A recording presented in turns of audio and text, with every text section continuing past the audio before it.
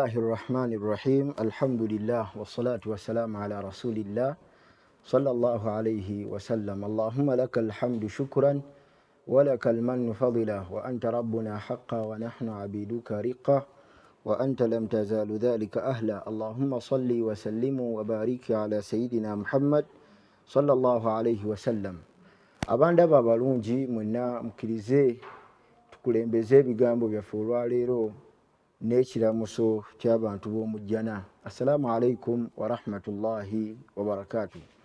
Twebaza Allah subhanahu wa ta'ala jalla jalaaluhu atusobozesezza okubeera nti tufunawo akaseera tusobole okubeera nti twejjukanya ku bigambo by'owekitiibwa Allah subhanahu wa ta'ala wamu n'ebigambo by'owekitiibwa Nabbi Muhammad sallallahu alayhi wasallam. Olwaleero tuli mu nsi nga mwanattu tetusaanidde kugitambula mu butambuzi nga situyina buufu bwabo mwe tutambulira.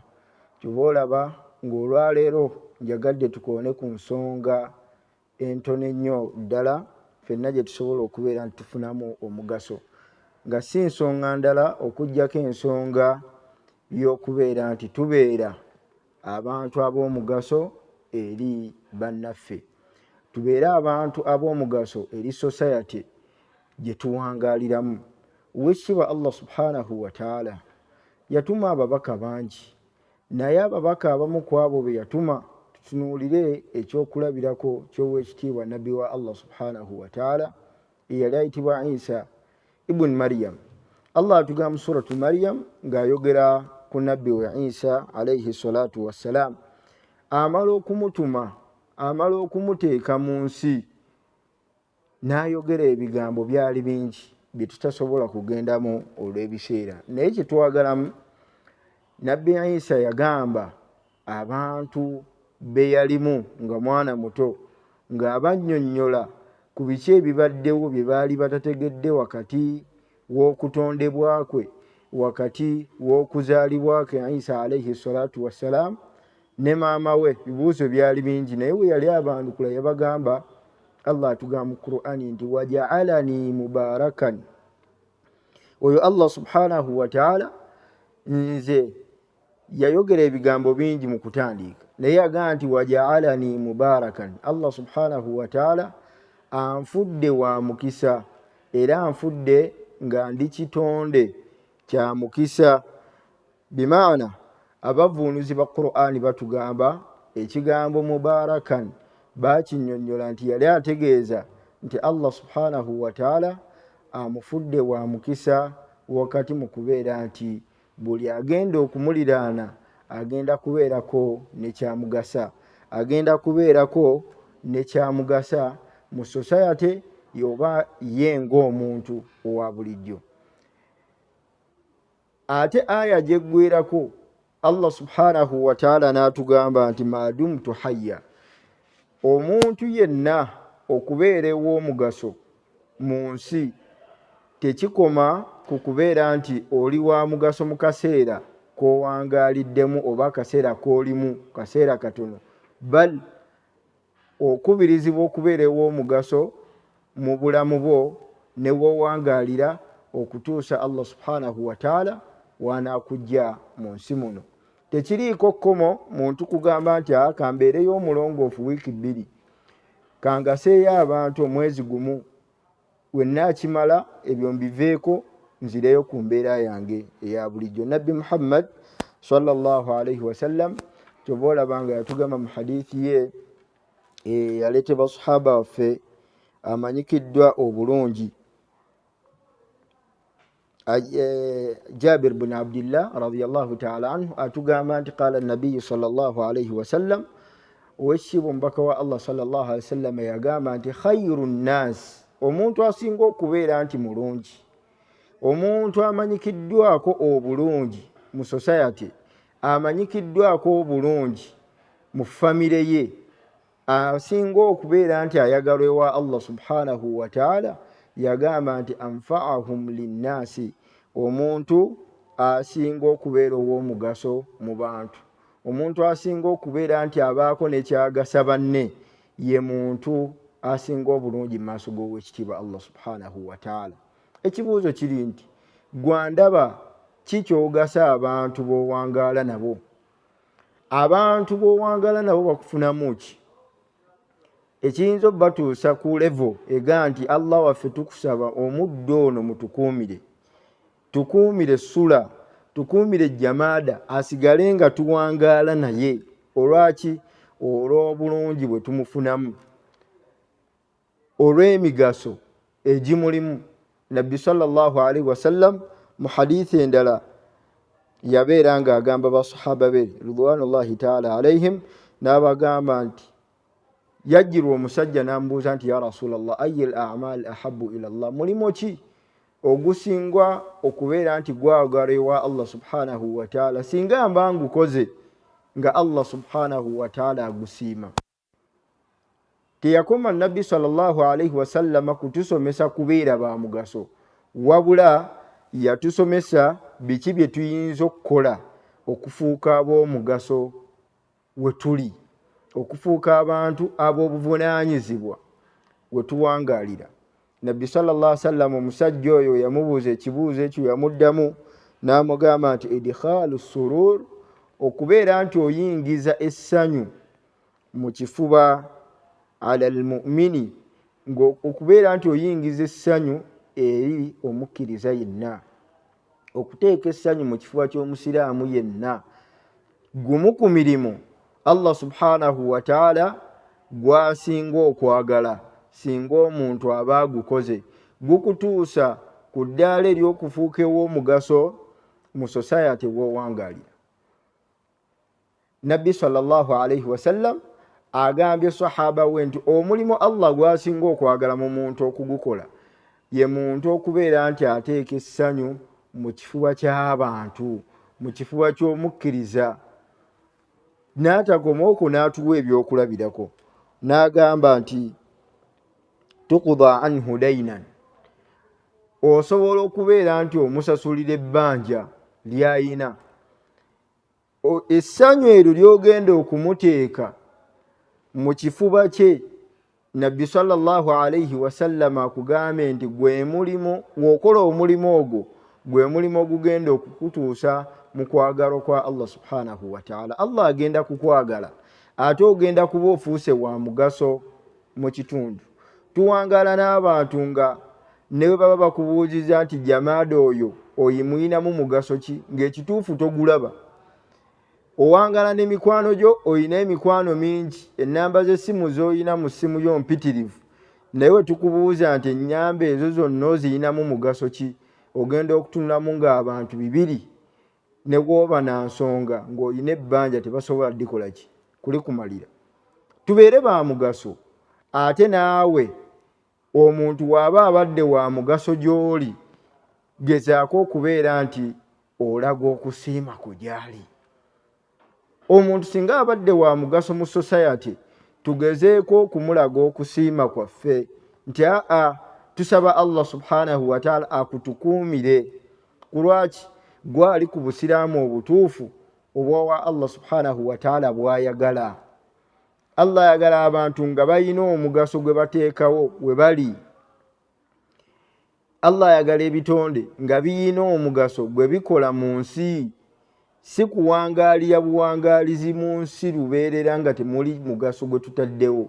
Omuntu n'omusanga alina emyaka 2, emyaka 3, oli muvubuka, naye society, famire ye kuganyuddwamu ki, oyina mugaso kyewaka, oyina mugaso ki ku mulimo w'obeera, oyina mugaso ki singa banno babeera bagambye nti omulimo guno gunyuma nnyo nga gundi waali, olw'omugaso gwe kyaba oyina okuba ng'oyina ky'ogasa society. Omusiraamu andaba olwaleero tobalibwa nga musiraamu wa buvunaanyizibwa nga toyina ky'ogasa bantu b'owangaala nabo. Kyova olaba Nabbi Muhammad sallallahu alaihi wasallam yali agasa nnyo abantu bonna abaamuliraananga, n'abeera ekyokulabirako ekirungi gye tuli. Allah n'atuuka otugamba nti laqad kaana lakum fi rasulillahi uswatun hasana, mwenna abantu b'omulembe gwa Nabbi Muhammad sallallahu alaihi wasallama mwafuna ekyokulabirako ekirungi nga muyina kukijja ku nabbi wammwe Muhammad sallallahu alaihi wasallam. Yeeyisanga atya? Butawe yawangalanga n'abantu. That's why tubagamba nti nabbi sallallahu alaihi wasallam ebigambo bye yali ayogera okutegeeza abantu yali abategeeza babeere ba mugaso mu society. Oleme kubeerawo nga banno bakwevuma bwevumi, tebalina kye bakufunamu. Okwatira tolina kyovaako, tovaako bigambo birungi, tovaako mpisa nnungi, tovaako migaso gonna gudda mu society. Ate okubagamba kugasa, oyina kusooka kugasa kusookera ku mwoyo gwo. Gwe kennyini weegasa ki? Weetunuulira obulamu bwo. Kiki kyokola mu bulamu bwo nga kikugattako? Singa oba otuuse maaso ga Allah subhanahu wa ta'ala ku myaka 4, ku myaka 3, ku myaka 27, ku myaka 25 gy'oyina, nga nno mwana wattu oyina kye weeyamba, oyina kye weegasa mu bulamu bwo. Abantu tuleke kuwangaala bulamu nga tebuliimu migaso gye twefunamu nga ffe abantu, oba nga tebuliimu migaso gidda eri bitundu we tuwangaalira.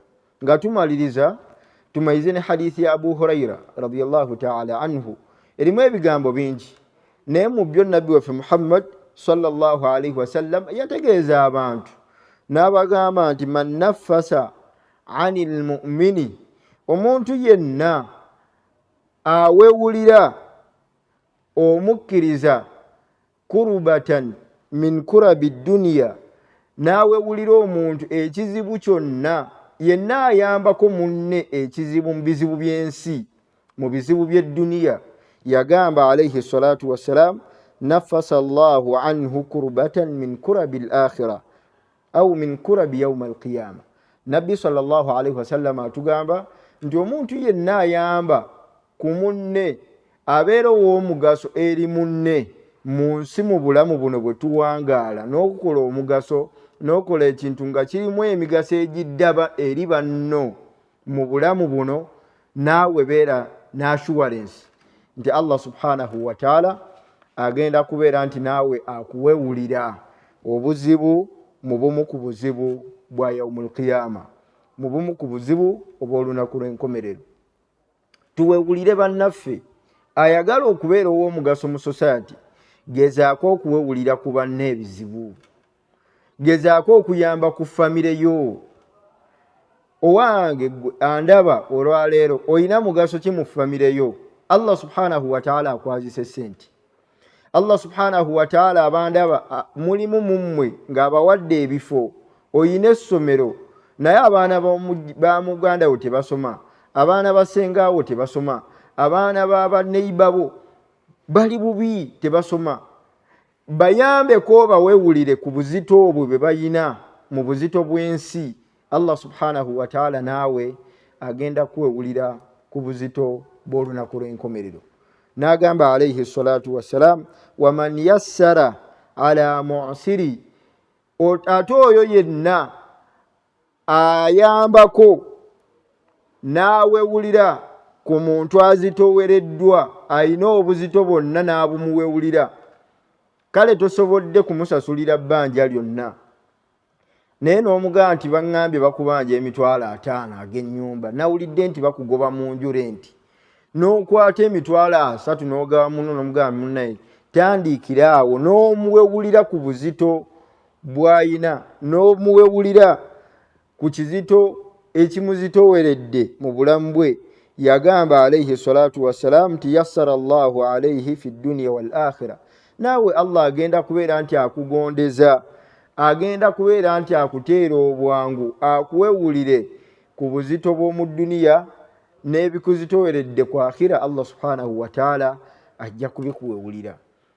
Nawe ekyo tuyigamu ki mu bigambo ebyo? Kubeera nti tufaayo, tubeera abantu abayina kye tugasa mu society. Teyakoma ku alayhi salatu wassalam n'ayongera mu bigambo bye n'agamba nti waman satara muslima, n'oyo yenna ali eyo nga Allah subhanahu wa ta'ala amusobozesezza n'abaako nekyategeera ku musiraamu munne, n'abaako ne kyategeera ku muntu munne, n'abaako ne kyategeera ku muganda we, ku mukwano gwe, n'abeera ng'amubikkirira. Yenna abikkirira munne mu kintu kyonna n'amaanta gundi ono yaseereddemu wano, n'amuyita n'abaako ne kyamutereeza naye mu kyama n'akisirikira. Oyo yenna asirikira ekyama ky'omuntu mu nsi, Nabbi sallallahu alaihi wasallama yagamba nti satarahu llahu fi dunya wal akhira, beera n'assuwarensi nti naawe Allah subhanahu wa ta'ala agenda kubikkirira mu duniya ne ku akhira, ne ku lunaku lw'enkomerero. Abantu bameka mu mmwe abalina ebyama by'abantu ng'emboozi bwekuggwako otandika kunyumya bigambo munno bye yagambye? Bameka mu mmwe abatasobola kusirikira byama? Abantu wangala n'abantu ng'omunno n'omukwasa ekiraamo kyo n'omugamba munnange bino bye mpandiise, wemba siriiwo mutambulire ku ebyo at least bisobole okubeera nti bibayambako mu nteekateeka y'ebintu. N'okwata ekiraamo nga wakikuwadde mu kifo ky'okukisirikira n'obeera ng'ate otambuza ekyama kya munno nga tannaba na kubeera ng'afa. Tusirikire ebyama. Buli woosirikira ekyama kya munno n'omubikkirira noga nti gundi oyo ayinamu akantu kano n'okabikkirira, naawe Allah subhanahu wa ta'ala agenda kubikkirira fi dunya wal akhira. Ate n'ekyennyume kyakyo wa bilaks sahih, n'ekyennyume kyakyo nakyo kituufu. Nawe ekyo wootabikkirira munno, naawe tegeera nti Allah subhanahu wa ta'ala tagenda kubikkirira. Beba abantu boosanga ng'akasuukirira omuntu ekigambo naye ate bagenda okunyumiza ku bibye n'oga nti muntu nga mubi, teyandibadde ye n'ayogera ku munne kino. Nawe ekyo Obusiraamu n'owekitiibwa Nabbi Muhammad sallallahu alaihi wasallam baakubiriza okubeera nti tusirikira ebyama by'abantu ate era tubabikkirire. Bikkirira munno ky'omumanyiiko, bikkirira munno akamogo ke. Naawe Allah subhanahu wa ta'ala fenna teri atalina bumogo, teri ataliiko kamogo, naye gwe woosalawo ate kubeera nti oyanika obumogo bwa banno, tegeera nti ate tekijja kubeera wala nti Allah subhanahu wa ta'ala naawe waalituuka okwanika obumogo bwo agenda kukwanika, tagenda kulekeramu kantu konna. Ate ffenna tukakasa nti Allah subhanahu wa ta'ala atumanyi nnyo n'okusinga ffe we twemanyi. Nabbi sallallahu alaihi wasallam n'agezaako okubeera nti atusomesa, atuyigiriza okubeera abantu ab'omugaso eri bannaffe batufunemu. Gwe salawo okubeera nti obeera wa mazima, salawo okubeera nti gwe ogenda kubikkirira abantu babeerewo nga bakimanyi nti oyo gundi omugaso gwe tumuyinamu mu nsi muno, ayina ekyama kye ng'oyagala bakisirikire, genda wa gundi. Beera wa mugaso mu mbeera eyo, tugase, wabula si kubeera naye nga tetulina ke tukufunako. Ekyo Nabbi sallallahu alaihi wasallam kye yali ategeeza mu hadithi gye twakulembeza nti khayru nnas, omuntu asinga okubeera omulungi nti muntu mulungi, anfa'uhum linnas, abasinga okubeera nti alina emigaso emingi eri abantu. Tubola nti abantu bafa ne wayitawo akaseera nga tukyabajjukira tugaa nti gundi oyo, gundi oyo, gundi oyo, nga ffenna tubadde essuubi tulina mu ye ku lwaki olw'emigaso emingi gye tubadde tumuyinamu. Nabbi sallallahu alaihi wasallam amaliza hadithi ng'agamba nti waman salaka tariqan, yagamba nti wallahu fi auni al-abdi. Mutegeera abasiraamu nti Allah subhanahu wa ta'ala abeera mu nsonga y'omuddu yenna. Ma kana al-abdi fi auni akhihi, ebbanga lyamala ng'omuddu oyo naye abeera mu nsonga za banne. Omuntu yenna abeererawo abantu mu nsonga zaabwe, naawe Allah subhanahu wa ta'ala abeera mu nsonga zo. Tubeerewo mu nsonga za bannaffe. Abantu bafiirwa, banneyiba baffe bafiirwa, twalabanga bakadde baffe nga asitula ebikunta n'asitula jaketi n'asitula kinaga nti tugenze kusuza ku bafiirwa kubabeererawo mu mbeera enzibu gye balina. Kulwaki? Kubanga nabo bakakasanga nti wobeererawo abantu naawe Allah subhanahu wa ta'ala akubeererawo mu nsonga yo. Abatannaba kuwasa buli wobeererawo munno mu mukolo gwe naawe Allah subhanahu wa ta'ala ajja kuleetera abanaakubeererawo mugugo. Buli wobeerawo nga munno Allah subhanahu wa ta'ala amugezesezza n'ekigezo alwadde noga nti anze kangende mbeerewo mu ddwaliro. Bameka muffe nga bakyala baffe balwadde noga nti kangende mbeerewo mu ddwaliro? Oba bameka mu bakyala ng'abaami baabwe balwadde, baganda baabwe bannyinaabwe balwadde naga nti kangende mbeerewo mu ddwaliro emyaka 2 mwaka gumu? Bannanga abantu abababeererawo mu bulamu mu nsonga ez'enjawulo, abantu abo Allah subhanahu wa ta'ala nabbi sallam abawa assurance nti nabo Allah subhanahu wa ta'ala agenda kubabeererawo mu nsonga zaabwe. Ekisembayo mu hadith nabbi waffe Muhammad sallallahu alayhi wa sallam yagamba waman salaka tariqan, yenna Allah subhanahu wa ta'ala gwasobozesezza n'abeera nti akwata ekkubo yaltamisu fihi ilman, ng'agenze kunoonya irimu, agenze kubeera nti abaako ne kyeyayongera mu kumanya. Okumanya, omuntu agenze mu kunoonya okumanya, omuntu agenze mu kusoma Qur'an, omuntu agenze mu ddalasa n'asoma, omuntu agenze ebweru Saudi Arabia n'asoma, omuntu agenze e Misiri n'asoma, omuntu agenze e Turkey n'asoma, ng'ekimututte kusoma Busiraamu.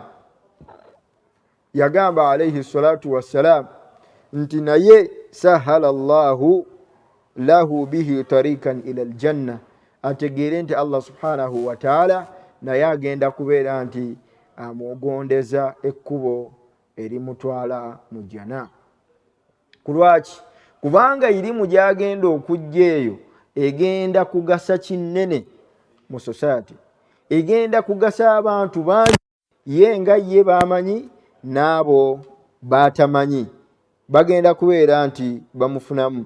Wamajtama qauman fi baitin min buyuti llahi ta'ala, ate abantu tebasobola kukuŋŋaana mu nnyumba yonna mu nnyumba za Allah subhanahu wa ta'ala, tebasobola kukuŋŋaanira wantu wonna nga we bakuŋŋaanidde yatiluuna kitaaba Allah, ng'ekibakuŋŋaanyizza kubeera nti basoma Qur'an, basoma ekitabo kya Allah subhanahu wa ta'ala, basoma ahadithi z'owekitiibwa nabbi Muhammad sallallahu alayhi wa sallam, wayatadarasunahu bainahum, nga beeyigiriza bafaayo kubeera nti bongera ku society, bagattako. Tulina gye tukolereyo balina eŋŋombe ega nti tugattako wabula tetutoolako. Naye buli bantu abalina bye bakuŋŋaanidde ng'ekigendererwa kubeera nti bagattako ku irimu gye babadde balina, ne beesomesa Qur'an, ne beesomesa ahadithi za nabbi sallallahu alayhi wa sallam, ne beesomesa sunna n'empisa, bute tuteekeddwa okuwangaala nga bafaayo okubeera nti yatadarasunahu bainahum, beeyigiriza eddiini yaabwe. Illa nazalat alayhim sakina, abantu abo nabbi sallam atugamba nti Allah subhanahu wa ta'ala abassaako obutebenkevu. Bonna bwe baba bali babeere batebenkevu, nti obutebenkevu bwa Allah subhanahu wa ta'ala buli nabo. Wa ghashiyatuhum rahma, Allah n'abeera nti abassaako ekisa kye mu kifo ekyo gwe basazeewo okubeera nti basomera. Wa haffathum almalaika, ate bamalaika ne bajja mu bungi okubeera nti bababumbagatira, babeera nti bababikkirira n'ebiwawaatiro byabwe. Wa dhakarahum Allahu fi man indah, ate empeera gye bafuna ennene mu maaso g'owekitiibwa Allah subhanahu wa ta'ala, Allah subhanahu wa ta'ala aboogerako. Wa dhakarahum Allahu fi man indah, Allah subhanahu wa ta'ala abantu abali mu mbeera efaanaganako etyo ng'abantu babafunamu omugaso, Allah subhanahu wa ta'ala aboogerako magulu 7. Amannya gaabwe gabeera ku haitebo ya Allah subhanahu wa ta'ala. Nawe ekyo ebigambo ebyo bya Abu Huraira radiyallahu ta'ala anhu, hadithi eri Muslim ya Abu Huraira radiyallahu ta'ala anhu, yafulumizibwa Imam Muslim, hadithi ya 2069 nawe kityo kyetwagadde mu bigambo ebyo byonna era omulamwa gwaffe olwaleero gubadde nti tubeere abantu ab'omugaso.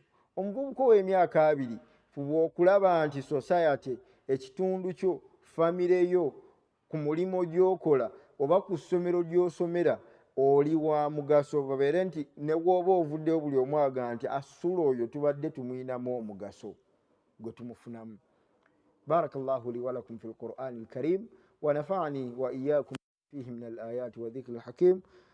قلت ما سمعتم واستغفر الله لي ولكم ولسائر المسلمين من كل ذنب نستغفروه إنه هو الغفور الرحيم وهو البر الكريم. ربنا آتنا في الدنيا حسنة وفي الآخرة حسنة وقنا عذاب النار. وصل اللهم وسلم على سيدنا محمد وعلى آله وأصحابه وسلم. sigadde nze Abubakar Ali Wambete, muganda wange Abdurrahman Sudais Kigozi yabadde ku kamera Alhaj. Tusaba Allah subhanahu wa ta'ala atusinkanye omulundi oguddako biidhnillahi ta'ala. Assalamu alaikum wa rahmatullahi wa barakatuh.